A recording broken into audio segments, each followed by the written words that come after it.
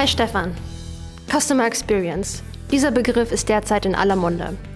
Und für das optimale Kauferlebnis soll der Kunde in den Mittelpunkt gestellt werden. Aber ist diese Idee wirklich so neu oder handelt es sich hier vielleicht nur um einen neuen Marketing-Hype? Natürlich haben Unternehmen schon immer versucht, ihre Kunden bestens zu bedienen und sie dadurch ans Unternehmen zu binden.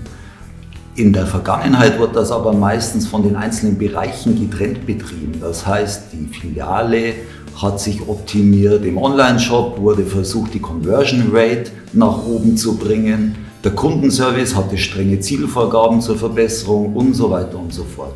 Teilweise war dafür sicherlich auch Restriktionen seitens der IT die Ursache.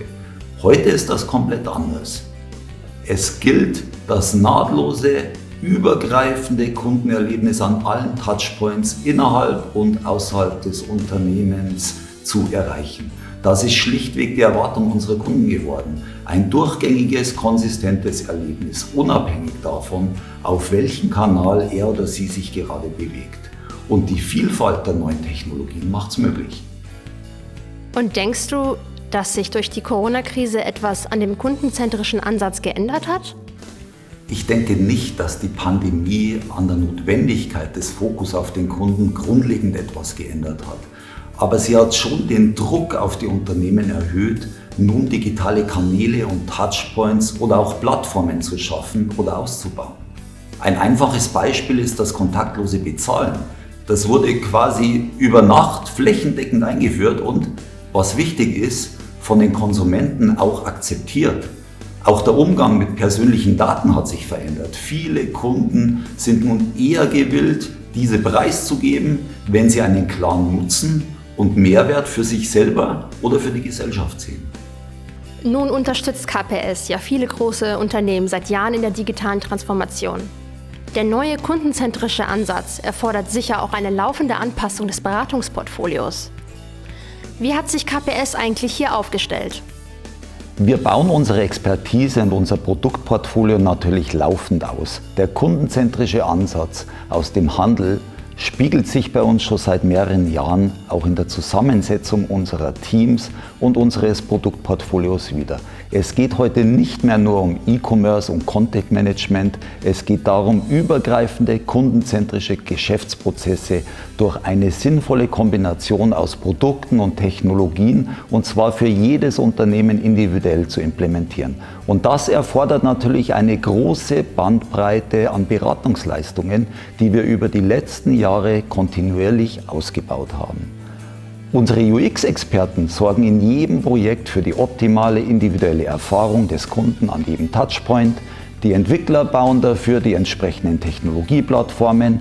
Unsere Business Value Consultants sorgen dafür, dass implementierte Lösungen und Systeme nach dem Go Live tatsächlich den erwarteten Mehrwert generieren und so einen schnellen Return on Invest der Investitionen erzielen. Das Change Management Team begleitet den Kunden und seine Mitarbeiter während des Gesamtprojekts und noch darüber hinaus natürlich. Am Ende des Tages erwarten unsere Kunden mehrwertschaffende Angebote von uns und die bekommen sie.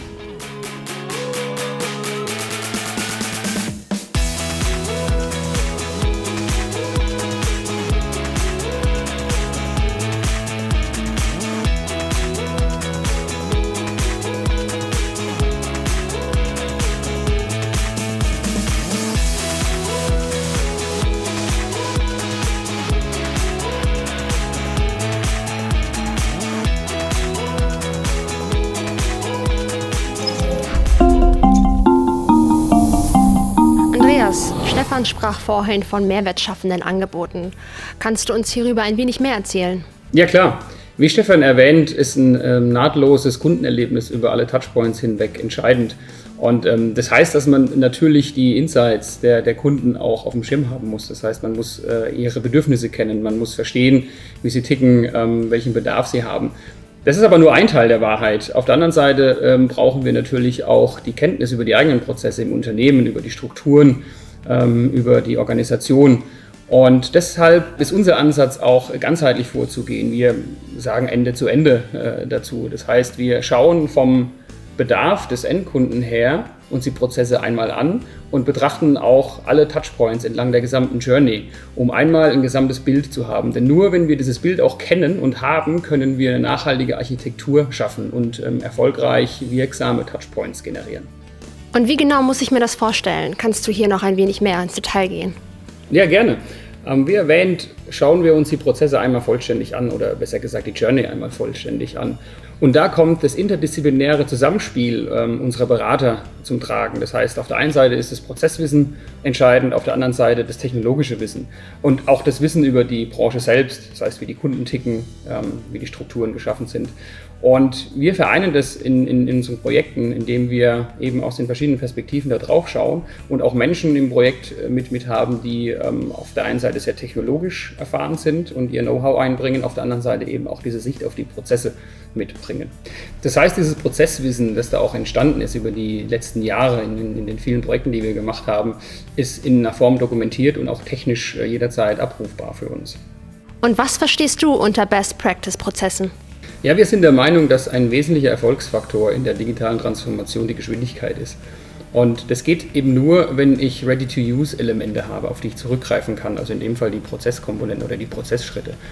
Das heißt, wir haben Prozesse, die wir erfolgreich umgesetzt haben, in der digitalen Form in unserem Repository vorliegen und griffbereit und können die immer wieder verwerten für ähnliche Prozessstrecken, die wir abbilden. Dadurch sind wir deutlich schneller und können deutlich schneller dem Kunden auch erste Ergebnisse zeigen.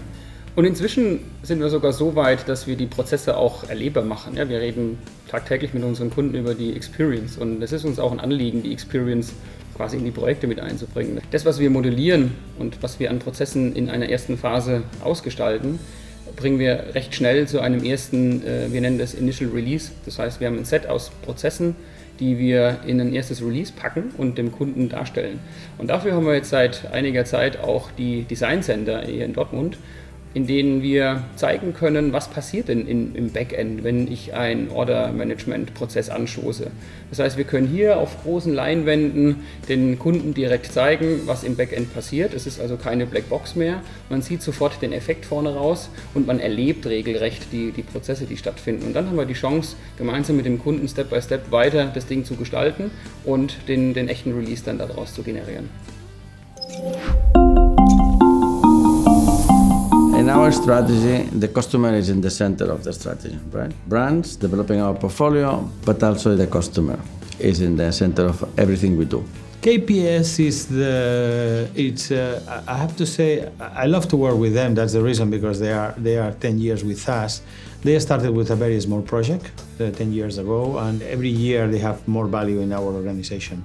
It's a real partner.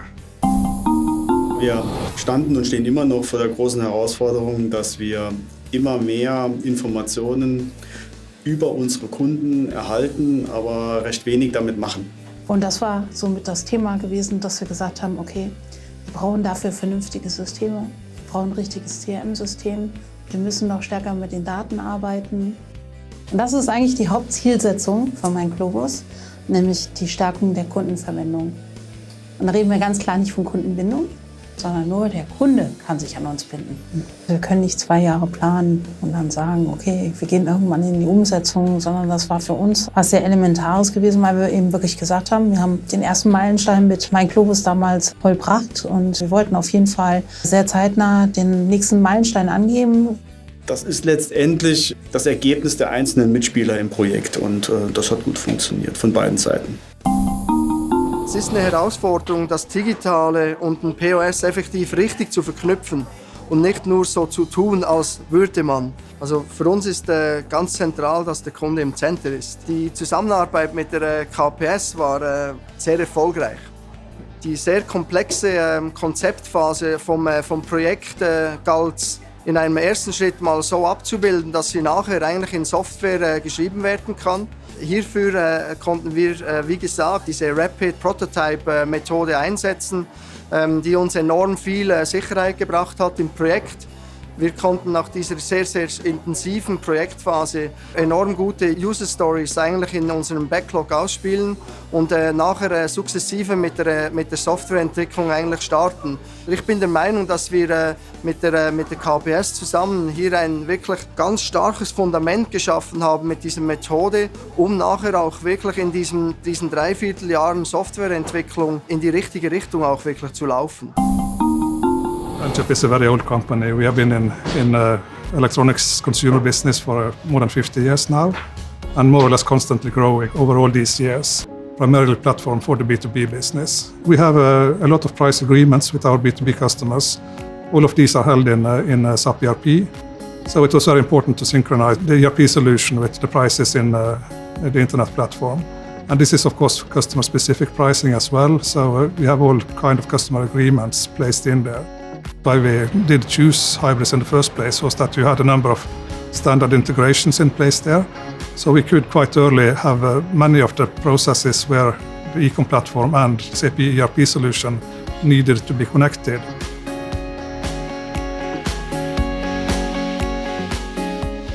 When we are looking for implementation partners, we are always looking for people who know the retail business. Especially when you are working with SAP, it is a really big difference whether you have been working with retail or in any other area where SAP is present.